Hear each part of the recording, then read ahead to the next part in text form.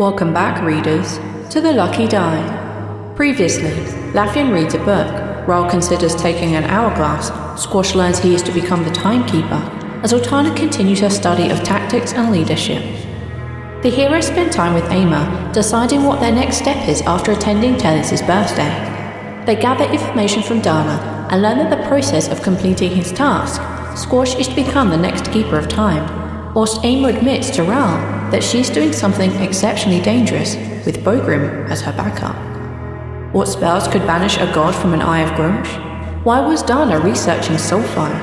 And what exactly is Emmil doing? I guess we're about to find out. Welcome back to The Lucky Die.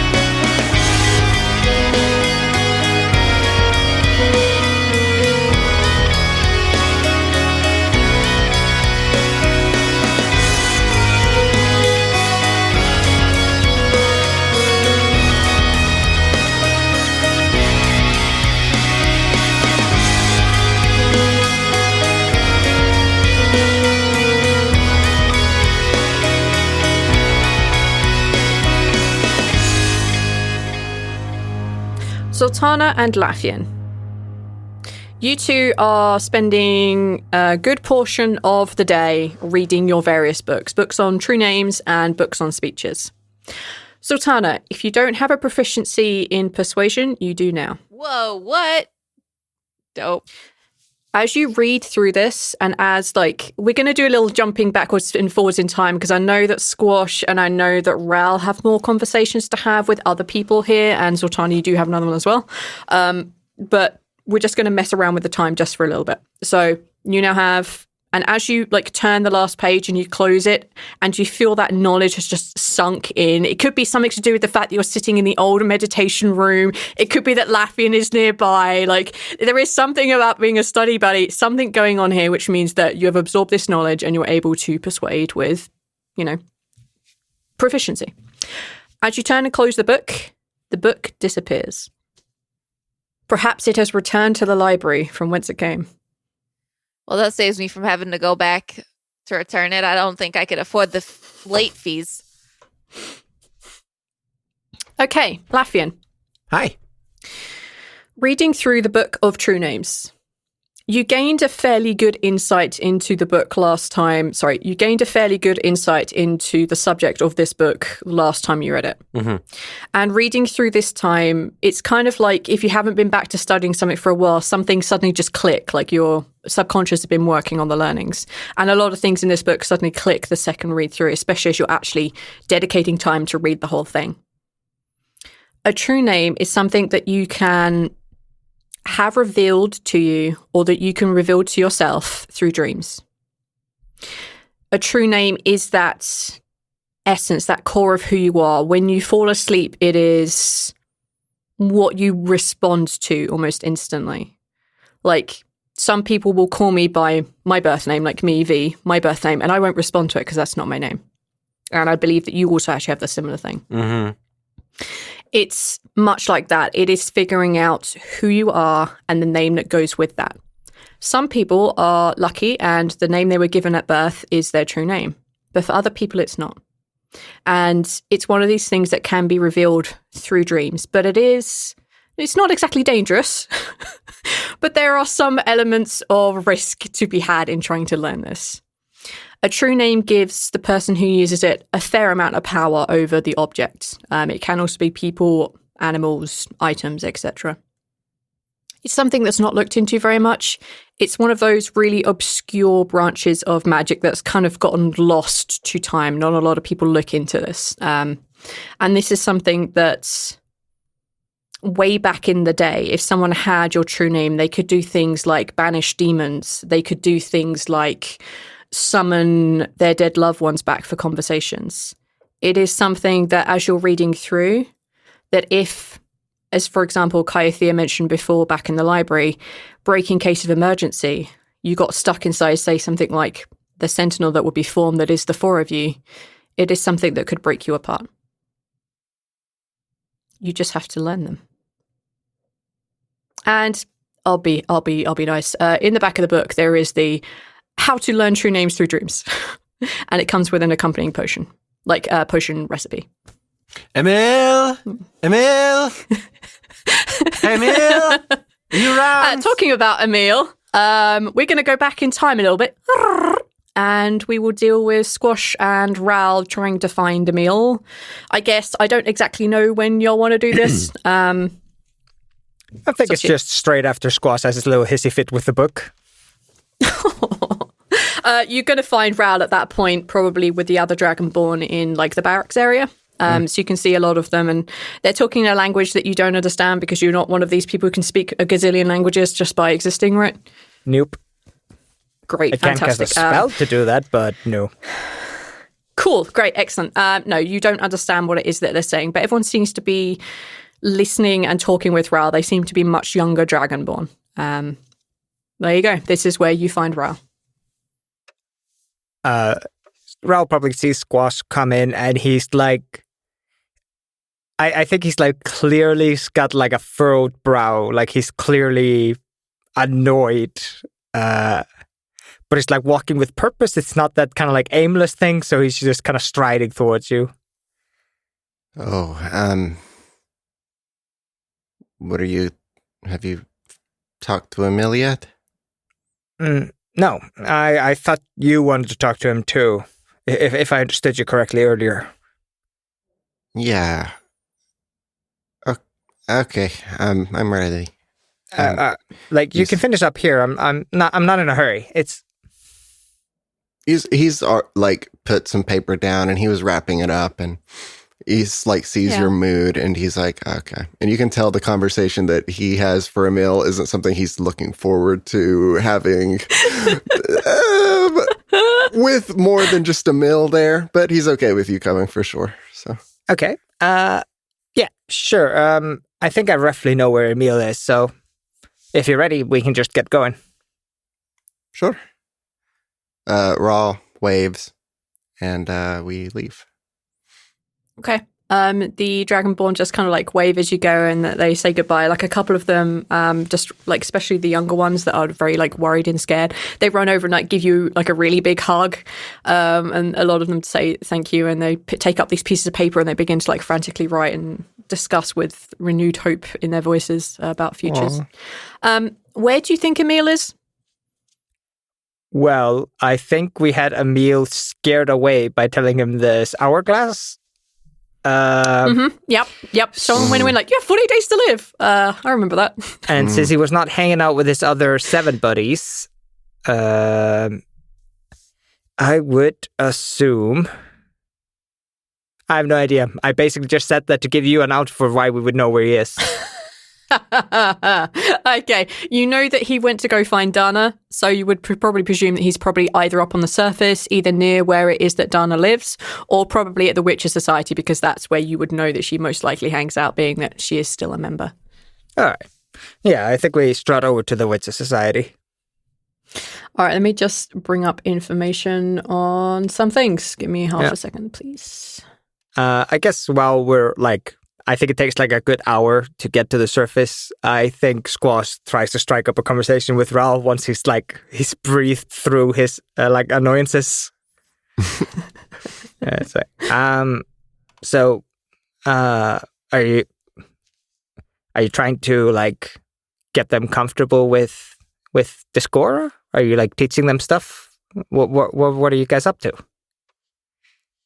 I saw a lot of papers. Yeah, I just want to know what they want to do so I can help arrange it. I can talk to Thorin if they want to go home. I don't think that's going to be an issue, but the things here will be easy enough, I think. Yeah. Oh, so you're trying to help them find like jobs and stuff like that. Something to do, something to look forward to, something positive to think about. Squash is like silent for a couple of seconds and then just like, you're trying to give them hope. They have not had hope for long before all of this. They've been without it for a while. And it's a scary time in a scary place. They need it.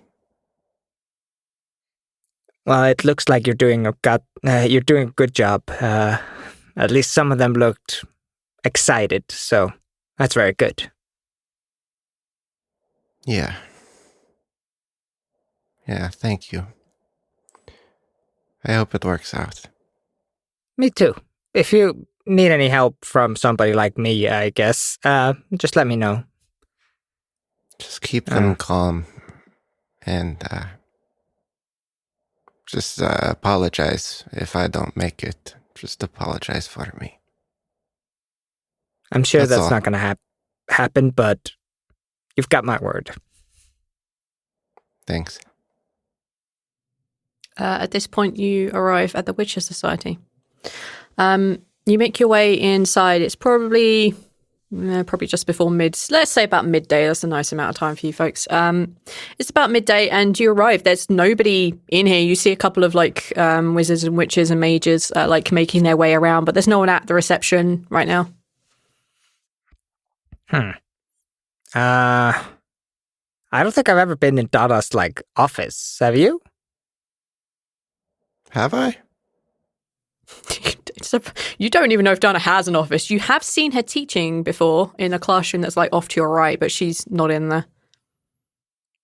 Do I see the old fucker who like had me go to Demi's house and then blow it up? Oh yeah, that guy.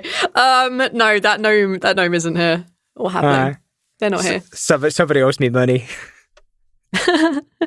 Yeah.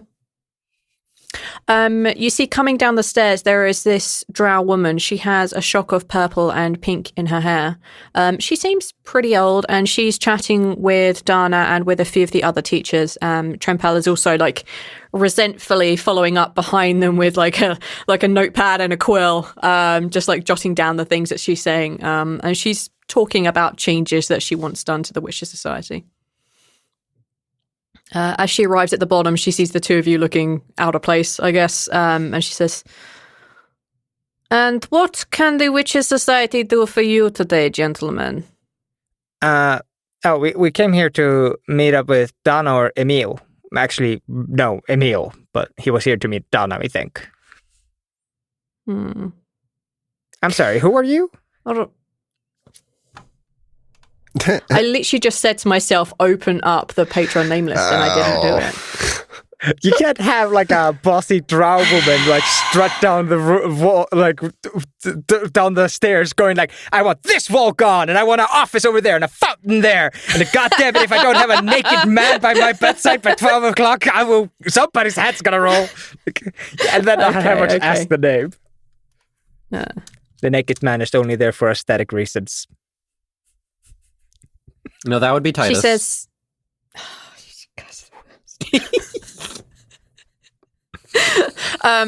she says, "My name is Serena Windsole." Oh. You're new, I think. Yes. Thurston has put me in charge of this place for now. Oh, okay. Well, I'm assuming a promotion? More like I was the head of the Witcher Society in Vanlas. Thurston decided my talents would be better suited here in this wreck that has been left behind. You are looking for Emmil. He is not a member here, but he is renting a room down the hallway. Sorry to ask somebody as important as you. Do you know roughly the room? She just points down the hallway. He is the second door on the left. You can't miss it. Smells like an apothecary's. Yeah, he's an alchemist. Very busy. Well, good Yes, luck cleaning up the alchemist. mess, I guess. Okay, so what I want much bigger windows. Like, yeah, she's doing that. She's going over. Someone needs to buy this lady thank one of you, those Emily. signs that says, bless this mess. Yes. This is a big fuck you. She wasn't talking about the building mess. Anyway, you find Emmil kind of pottering around in like this very basic makeshift alchemist room. He's making improvements, getting new stuff in. He's trying to set himself up a place to work. And he sees the pair of you walk in. He says, "What can I do for you, gentlemen? Come, sit down." Squash has a seat. Hi. Rhal sits down. "Hello, Emmil. Bollocks. Nope. Hello, Rhal. Hello, me. Ha ha ha. Hi, have I introduced myself? I'm Emmil. I don't think we've met before. "Hello, Rhal. Could I get you something to drink? Tea, perhaps?" Sure. Yes? "I'll pop the kettle on." And he puts a little fire underneath a little thermos with some herbs that are stewing, and he sits down opposite. He says, "Now, I guess you're not here for tea. What can I do for you?" You go ahead. I guess I have 2 questions. "Two? How exciting." Well, I feel like you're mocking me, but I'm just going to power through. I was talking God, to they can be Donna. taught. I was talking to Donna before about the idea of a spell to survive soulfire. And "Yes? Donna says that she doesn't have the requisite understanding and knowledge to start theorizing on it. That is a very dangerous path you walk, boy. Soulfire is not to be trifled with." Yeah, I understand that.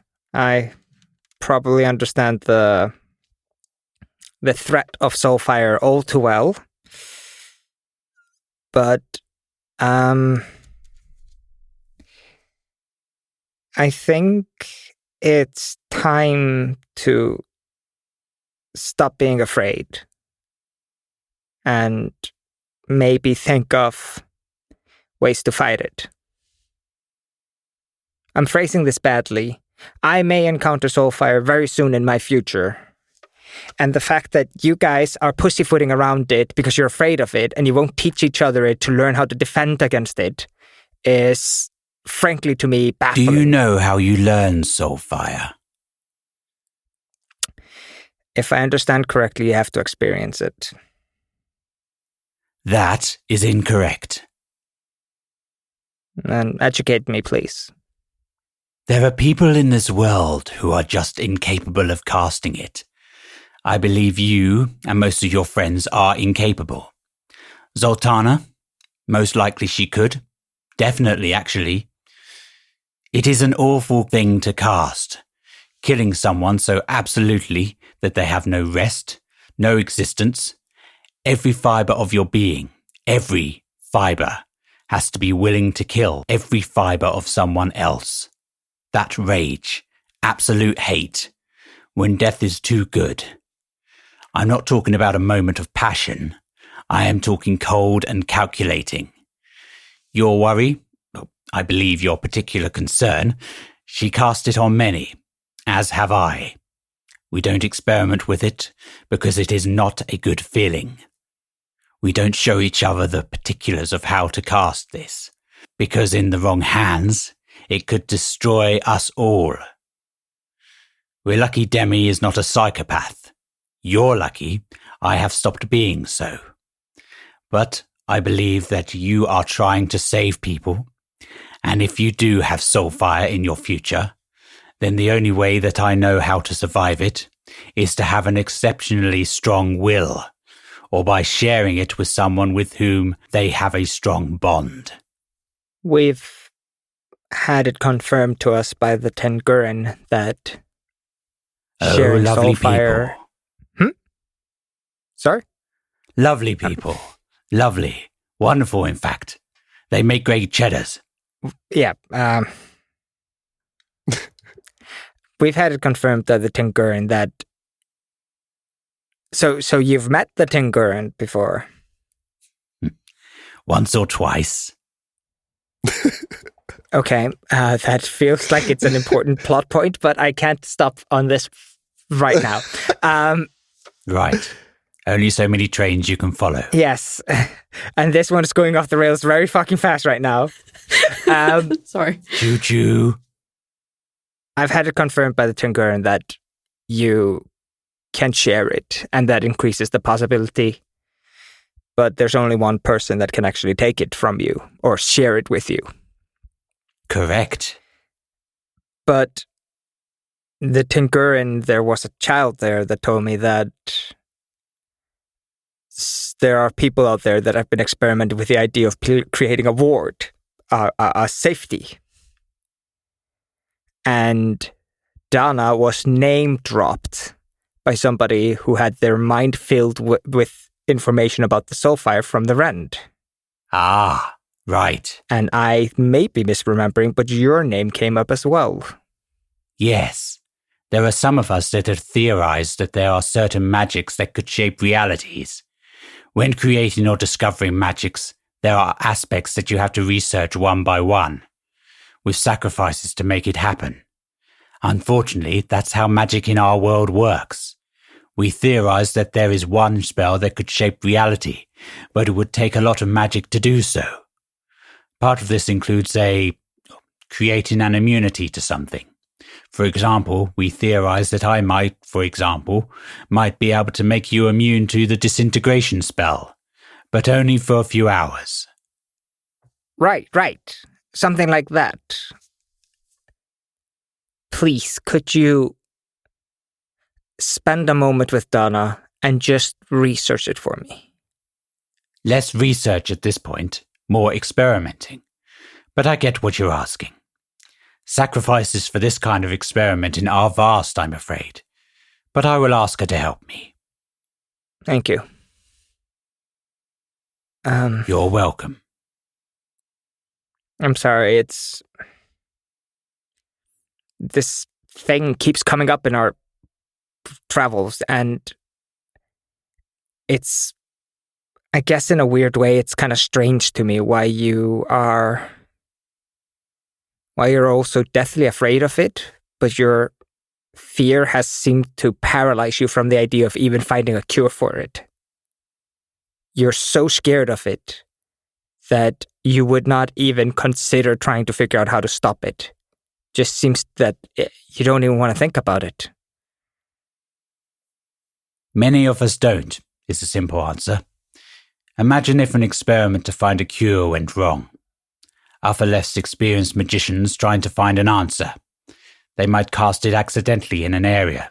That could be ones, tens, or hundreds of people sent to oblivion. Most of us live in the knowledge that we'll go to Bellum, or Cicero, or become something else in the Stalking. Many of us live with that knowledge.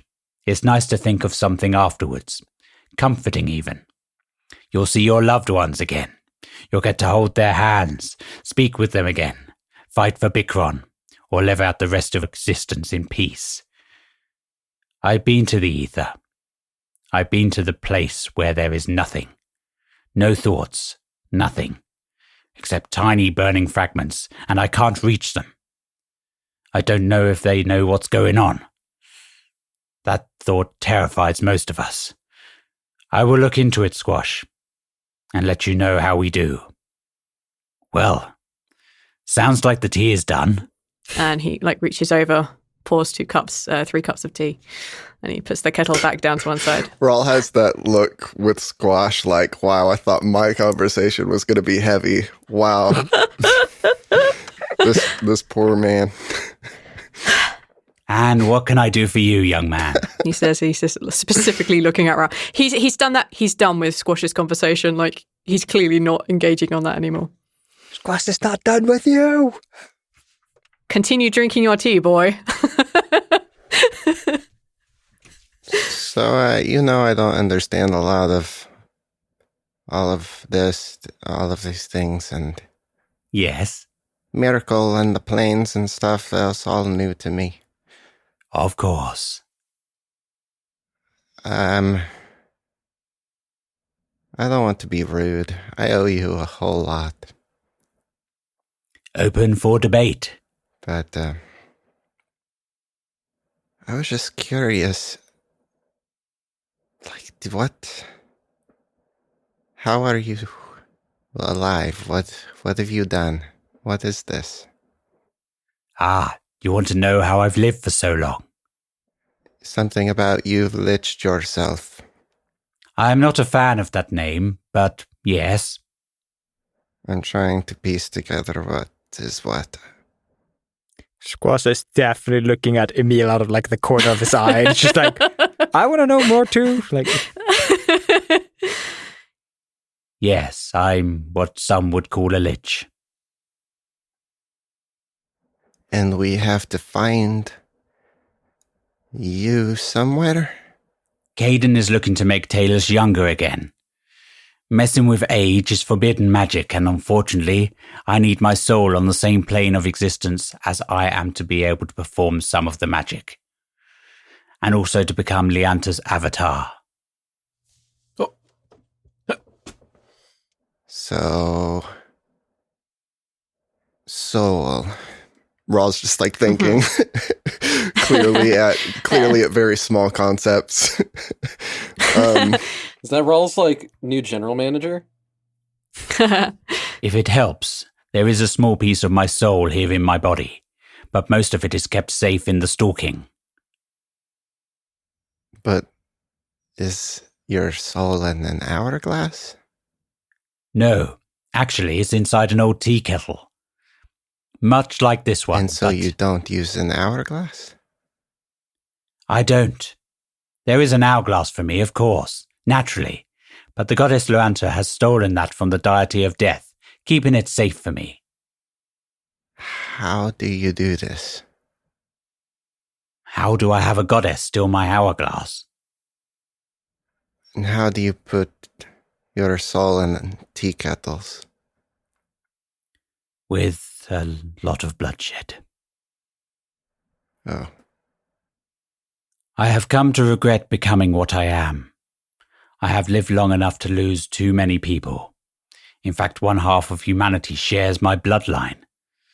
But that's a tale for a different day. Wait, what? He's like 3,000 years old, dude. Generation spread, yo. So you have to kill people? There's a lot of death and blood and sacrifices to a rather unpleasant goddess. Dark deeds done. That sort of thing. Oh, it is not a process that another could undergo, unless they have already started it. If we really only have 48 days. I was more thinking for someone who has 500 years to spend without me. You know? Ah, I do believe you're talking about your Miss Ama. Yes, and I could keep the tea kettle safe, but I'm not sure she would. She has a different plan. One that would mean she would be with you for a while. In the stalking? Mm-hmm. I want to know what she's doing, but she doesn't seem to want to tell me, so I guess I won't ask. I think she's worried you'll try and stop her. Shouldn't someone? Possibly. But her mind is made up, and she doesn't want to spend more time away from you. It depends entirely on if her plan works. Otherwise, she will just wait for you. Okay. I think that would make a Thorin pretty mad. Taking Ama's soul to the stocking in a tea kettle. I promise you, no tea kettle for what she has planned. Okay, thank you. You're welcome. I will do what I can to keep her as safe as possible. shield from some of the effects, but she has also someone else willing to take the fall. And he does owe her and me a great debt. Do you really trust him, though? No, not at all. Why hasn't he left? Why is he helping? What is he doing? Guilt. What is he planning?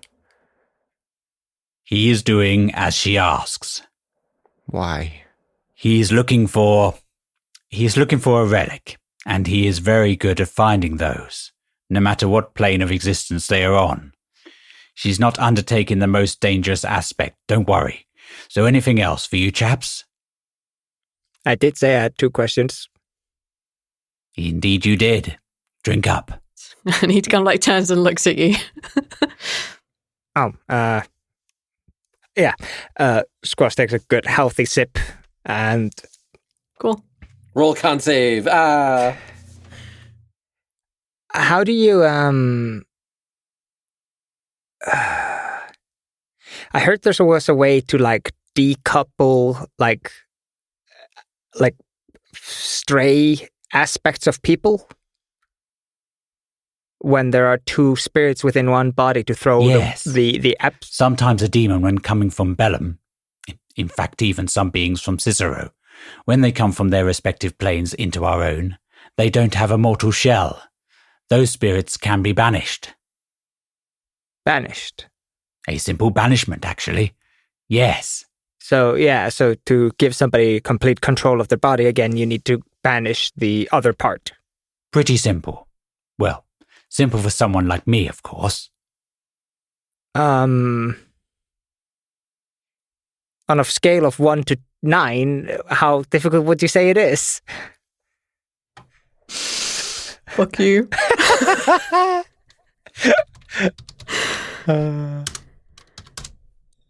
I think Arch is trying to give you a hint. Yeah, I know what banishment is. I know what level that is, but I also know what you're looking for. Yes, okay. Mm-hmm. All right.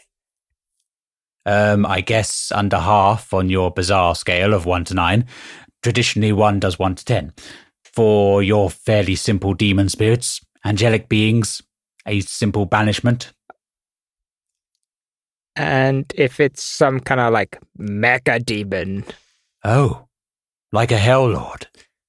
or even something bigger than that, like let's imagine there's something bigger than that. Well, that would be directly related to how powerful the being. How powerful are you thinking, Squash? Idiots. Let me help.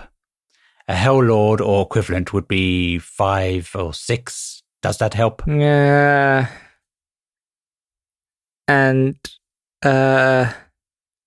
somebody like Grumsh. Take a persuasion roll. Why do you ask the only people who have a stake in this happening? Ah, fuck. That was the wrong button. Sorry, I put my keyboard away. Because it's called Burning Bridges. God, it's a 13. You would need a spell altogether different. How so? Demons, celestials. That's one type of spell. If you wish to subvert the will of a god, that would call for something a little stronger than banishment. It's like tea versus coffee. Well, I've always been more of a coffee kind of guy, so what's that coffee equivalent? She won't thank you for it. I'm not looking to be thanked. Lucky for you, you're looking for exorcism. And on your completely arbitrary system of 1 to 9, you're looking for something like a 7 or 8. Okay. But, and you did not hear this from me, but there are other ways of casting higher level spells. Spells that you don't know. Yeah. Sacrifices, right? Indeed. Deals. Deals. But you need to be aware that if that is the path that you wish to take, You can only make that kind of deal with Clemdal once. I haven't wasted my chance yet. Trempo has, but you of course know that. Yeah, he did it for us. He did. You can only do it once. Yes. Thank you, Emmil. I've got a lot to think about. Yes, you do. Well, I actually have something to be getting on with. Funnily, for the four of you. So if you wouldn't mind. And he flicks his fingers and the door to his room opens. Squash gets up, empties whatever was left in his cup, even though it's gone cold by now, and exits. Rhal gives him a friendly smile and waves again when he gets to the door. Thanks, Emmil. You're welcome. I will make sure Emma doesn't get into too much trouble. Thanks. It's just her hourglass has worried me. As I believe all of ours do. I will keep her safe best as I can. Now carry on. I have work to do. All right. Did Laffian need to talk to Emmil? Well, I didn't want to interrupt, but I wanted to ask, where is Kythea? Is she here? I don't remember if she'd left or not. Kythea is just not here. The last you spoke with Kythea, she was going to go help the transition for Rowena into Kino. Okay, then yeah. So then in that case, I need to find Emmil. He's the other alchemist. I have two alchemist friends. Okay. Yeah. You could go see Rek and Rion again.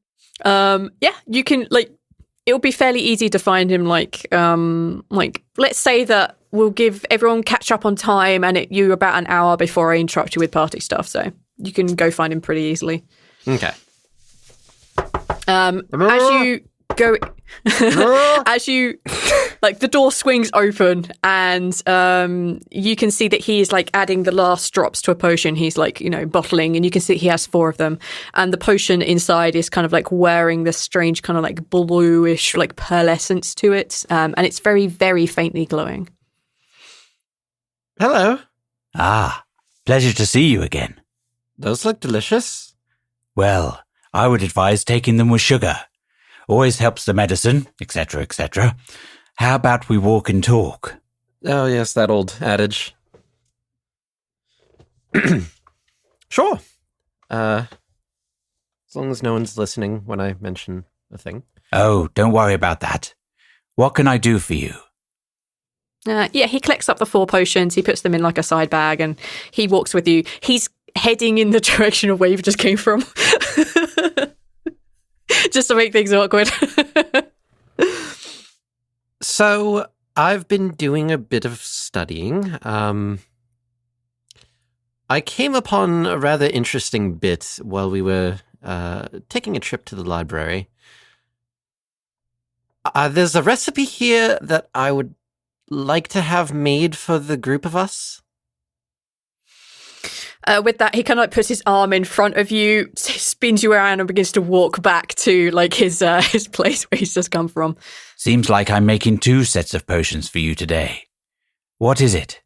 When we get inside the door, just because this is old magic, I don't want. Of course. Whenever we get inside of the room. Yeah. So I've been studying true names. And okay, sure. What? Nothing. What is it about true names? He definitely has that sneer of he also thinks this is bullshit. I'm completely serious. Of course you are. Sure. The book that I have has a recipe in the back, which essentially knocks whoever drinks it the fuck out in such a way that they can attempt to discover their true names. I believe that this can be very important for some of the things that we need to do down the road. Okay, I can see the application of it if it is true. I can see the application for what you need to do. If it's any assurance, this book came from the Library of Ogma. I would hope that would mean that it's not bullshit. A lot of opinion pieces in there. I have in fact written a few things in there myself, but that's neither here nor there.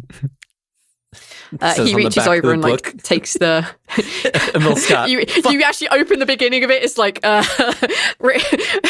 written by Emmil Scott, my first book, aged 8. Like he reaches over and he takes the potion recipe and so. Yes, I can make a few of these. Give my regrets to young Talus and tell her I will be late. Sorry, I will let her know. No problem. What the 4 of you are doing is important.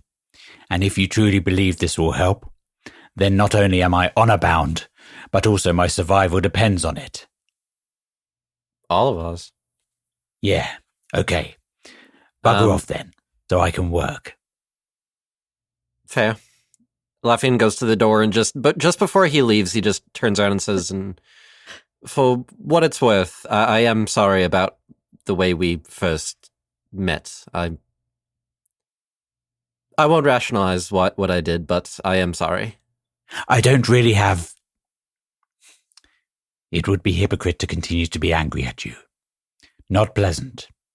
My past is my past, and whereas I don't regret much of it, there is some of it that I find very painful.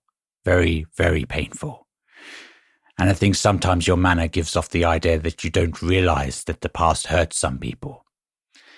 As much as you want to find the truth, you seem to forget our feelings. I've been learning a lot more of that recently. I hope you learn it quicker than I did. I think I've been learning at a rather rapid pace. As it is, I just wanted to make sure that I went into the future without any regrets on past decisions. If we should all be so lucky. Now, please. Of course. You and I are fine. Now split. And he kind of like, as you're standing at the door just like slams shut. And you just hear a little chuckle on the other side and you hear the clinking of potions as he's getting to work. He's so happy he has a job to do instead of having to go to a kid's birthday party. You fucking know it. Probably. It's like, I've literally been to every single one of my... No. Okay. Now, you guys have about an hour, and someone mentioned getting Talus a present. What the 4 of you doing? I'm going to be giving her the coin because that child needs to survive. You're sorted. All right, Zaltanna, are you planning on getting something for Talus? Are you planning on doing something for Talus? My first dagger? Yeah, I think I'm going to do something like that. She has a job. Yeah, so people with jobs can have daggers. I don't see what the problem is here. People with jobs can have daggers. Name of the episode. Thank you. She sells things more dangerous than daggers. Well, you know, okay, that doesn't mean she's allowed to take them home. Over the counter. You can never have too many knives, and that is the truth. The key to murder is to have fun and be yourself. If you live in a fantasy world, there's probably no such thing as too many knives. I think you're right. I don't think there's a limit, apart from if you play with weight limits on how many daggers you can carry. Okay, Zaltanna, where are you planning on finding these daggers? Or are you giving her one of your daggers? Are you trying to find her a magical dagger? I carry axes because I am on a completely different level. Yeah, you're way beyond daggers. I graduated from daggers to hand axes a long time ago. Yeah. You would probably know that Squash has an extra magical dagger in case he needs to throw one and can't retrieve it. And Lafayette has 2 more extra magical daggers. Jesus. You can also have them commissioned and made, or you can buy her one. A special one with a little princess crown carved into like the handle. So when she stabs someone, it looks pretty. You know, I love judge it. all you want. I love it. But Are you gonna try and forge this? Like you could get a dagger and then you could like hammer whatever detail you want into it. You could definitely do that. And I wanna get like that fancy like kind of like almost like color changey metal. You know what I'm talking about? Damascus steel, I think it's called. God damn. It has like very fancy yes. patterns to it when it's... No. Damascus steel is something completely... Hold on. Or alternatively, magic! It's like... I think in real people life it's called like rainbow metal, and I don't know how they make it. However... Oh, okay. Titanium. Actually, I think apparently it's titanium, but anyway, I want to use magic, but I'm gonna Vibranium. How about we could I think if we make it adamantium, I think that's a thing. Oh, unobtainium, no. Like adamantite, I think is a thing in this world, if I remember correctly. Mithril and adamantine, yeah. Yeah, we can make it adamantine, and we can say that in canon for our world, adamantine is rainbow steel. Like it has like the multiple colors going through it. Wait, you're giving her an adamantine dagger? Fuck it, yeah. Goddamn, yeah. And you're gonna like carve a princess crown? Yes, I am, because she's into that shit. So yeah, I love it. I love it. This is so cute. Her birthday. I love it. Can I get you to roll a D2, please? No. Oh. Okay, a D3 then. No, I'm just kidding. D3 and ignore rolls of 3. Yeah. 1. Okay, you have created her a +1 dagger. Aw, okay, cool. Now, this is a goddess in training forging a fucking I was about to say, blade. is this some goddess bullshit here? I'm pretty sure. I'm pretty sure the iPads squash slapped together in a day wasn't a plus anything. No, because Squash, I think you said made something like nearly a dozen of them, and then he threw the rest away. Yeah. Pretty much. And also, Squash is not a god. Well. No, there's no well. You're not a god. Okay, cool. You have made her a +1 dagger. Rhal, what are you doing? I don't know, V. I don't have any ideas. And Emma's away doing stuff. Emma can come back if you need her to. Gift giver.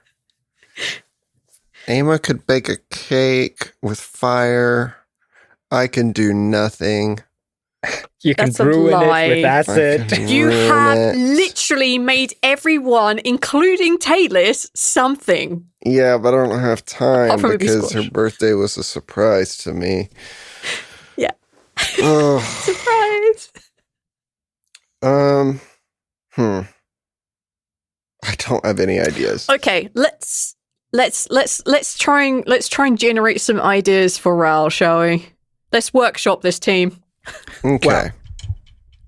Well, in Iceland, in ye olden times, kids would play with bones of sheep that they couldn't find around, sheep that went out, got lost, and with wool that got caught on fences. And I don't remember exactly the name of it, but boys would play little war games using the bones, and they would attribute soldiers and stuff to it. And they would do something similar with the wool. They'd be like, oh, this bundle is a horse and these are our cows. We have to defend the cows and shit like that. I was thinking that Squash was gonna make something similar out of wood instead of creepy bones, where he would be cutting out a bunch of shapes. So all the triangle shapes are simple soldiers, all the squares are archers, and the one pentagon or octagon or whatever is a commander. And if they're called meeples, right? The little people that you get in board games, they're called meeples, right? Meeples. You're making her meeples. I've never heard that term before, but I'll take your word for it. So I guess Squash is working on something like that, and if Rhal wants to join in with his asset, yeah, Rhal can help you. Squash doesn't have. If you get Squash can make the little pieces, and then Rhal can decorate them, quote with little assets so they have little faces and little legs and shit. So what I'm hearing right now is that you're about to send Taylis into a cascading spiral of Warhammer addiction.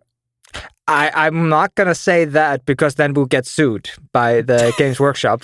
We have battle axe addiction. Love daggers. No, wait, that's not right. War. Yes, it's battle. Strife. Battle what's the swords. word for hammer? Strife mallet.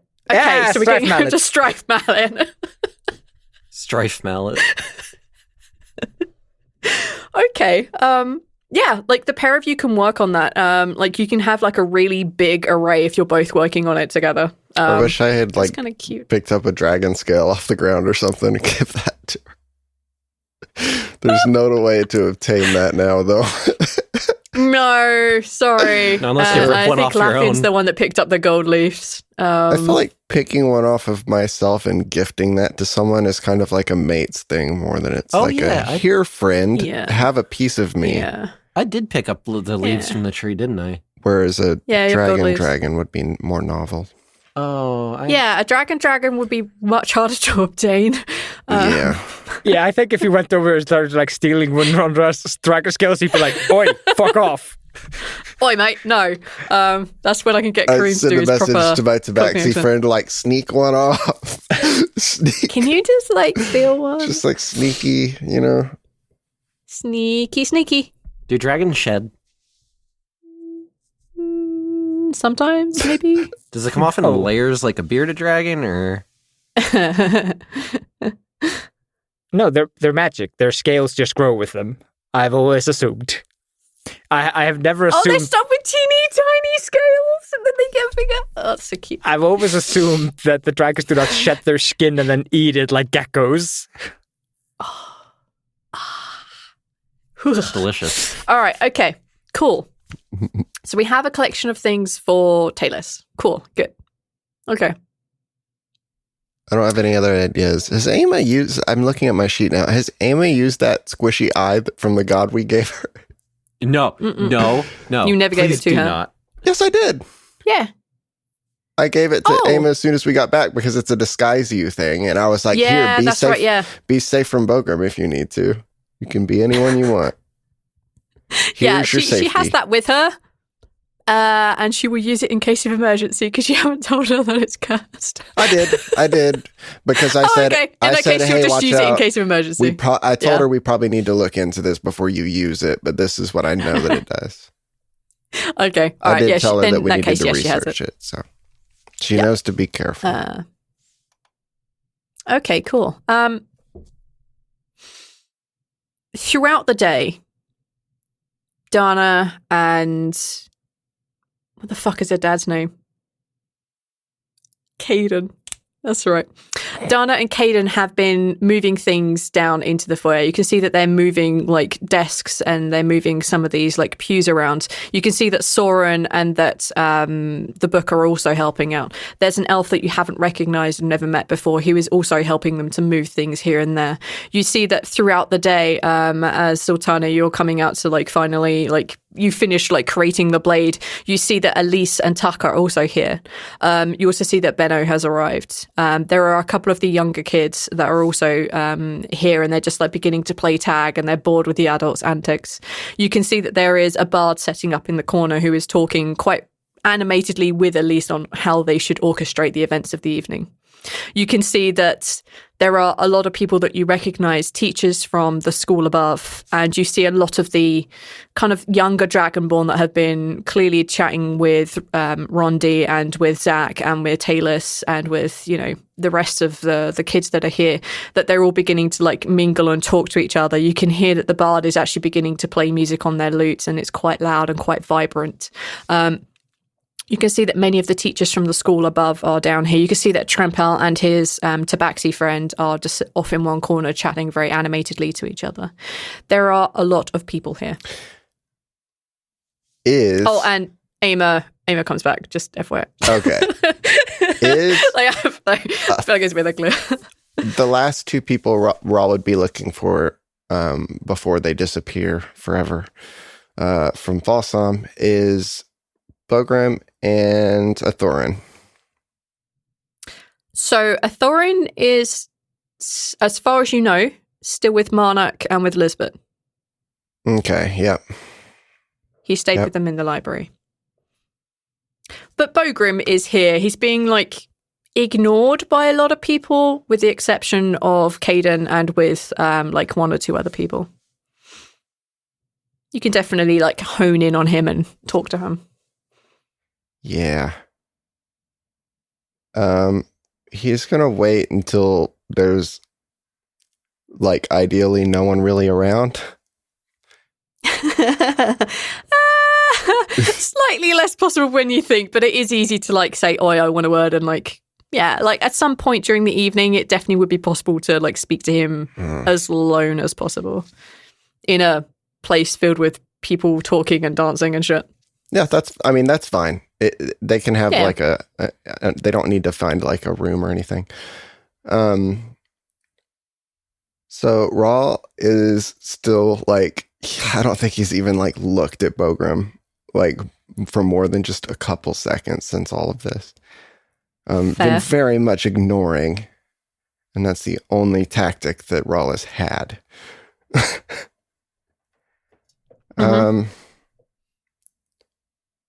When Rhal gets Bogram alone, he minor illusions Bogram's hourglass onto the table. Oh my god. All right, what's your spell save DC? My spell save DC. Yep. Because now I need to go open 16. Bogram's bullshit. It's fun if he thinks it's real, but I know. But I'm gonna decide whether he finds out at the beginning of this, the end of this, or at all. Like, you know, we shall see. I mean, I did try to take it for real. That was a real attempt.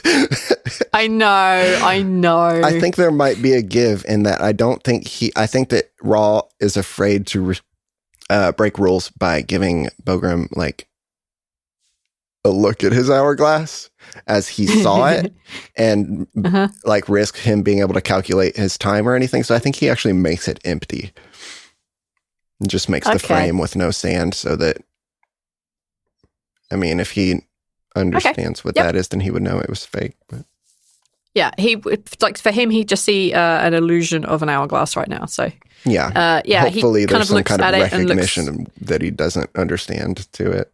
Yeah, like he looks at it, doesn't really understand what he's looking at, and looks back at you, like, what? What does this mean? I need you to answer me a couple questions, and I need to know for sure, because I don't know at which point I could and could not trust you. You sent us to Van Lass on a false lead. Those people that I killed in the fourfold, I have to go to Bellum and they will be there. I need to know if you had me kill people for bullshit reasons or not. No, never. Can I insight him? Neil, of course you can. Neil kind of believes it, but 11.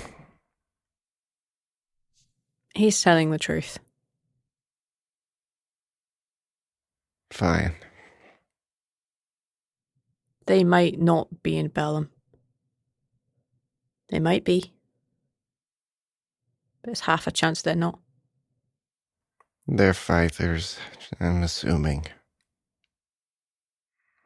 I don't know what you're doing. And Emmil won't tell me. And that's fine. But if you betray her, I can promise you will pay. I understand. I don't deserve anything less. I don't know. I don't know how to handle you being around. I know you did what you think you had to do. That doesn't make it easier.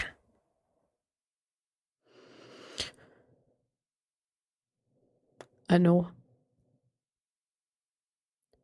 It doesn't make it any easier for me either, lad. But someone had to be it. And that was either going to be you or her. Did you know the whole time when you met me? The whole time you were helping me? It wasn't until probably a year or more after I'd met you two. Orders came down that I had to set something up.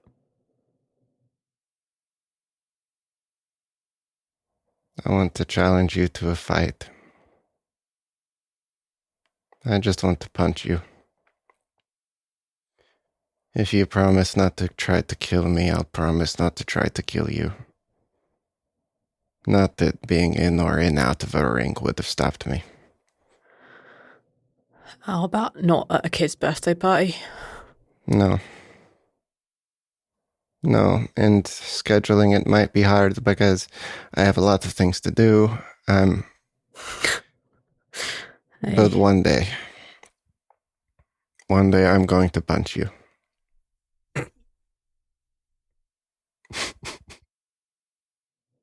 And one day I'll make it a fair fight. It's the only way to really get that aggression out in it. She's going to choose you. She always chooses you.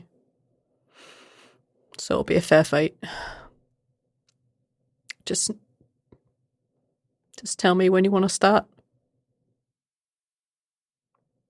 Just let me help her first. I don't know how I'm trusting you, but I'm trying. You can trust that I love her. Everything that I am. Waste of space that I am. So you can fight me whenever you're ready. Whenever we can. And I do promise I'll keep her safe. Well, I'm not going to try at a kid's birthday party, so I'm going to go take some fresh air. Yeah, thanks for accepting. I'm trying, Bulgrim. I'm trying, I really am. Me too.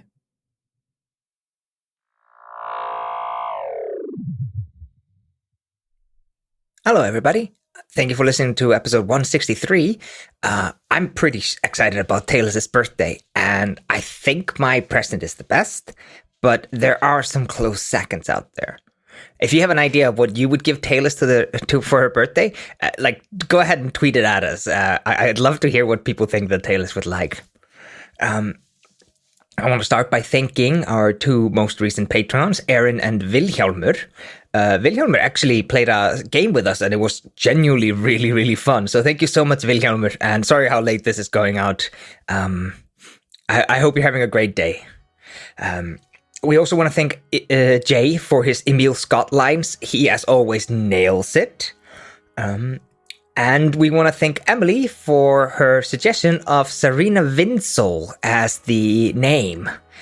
So, yeah, if you like TLD, then consider supporting us on Patreon. We have a lot of really cool goals, and we have a lot of cool merch, and we are about to run into the end of the Skulliver dice merchandise, and Squash's skull is just about to come up, and I am super excited about it. I've actually seen what it looks like. It looks really, really good. So I'm super excited about that. Yes. Thank you so much for listening. Hope you're having a great day, and stick around to hear an ad for Dungeons and Pop. Thank you very much. Bye.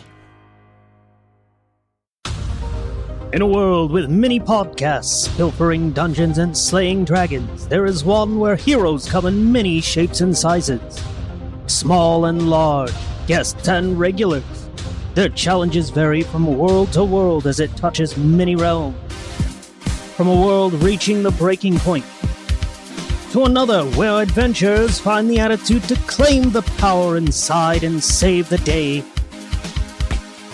to yet another where fiction has breached the walls of reality. Dungeons and Pop is a tabletop variety podcast which showcases pop culture in formats both in-game and out. as we strive to not be your typical D&D. We utilize a number of third-party supplements and home brews, such as lasers and liches for D&D.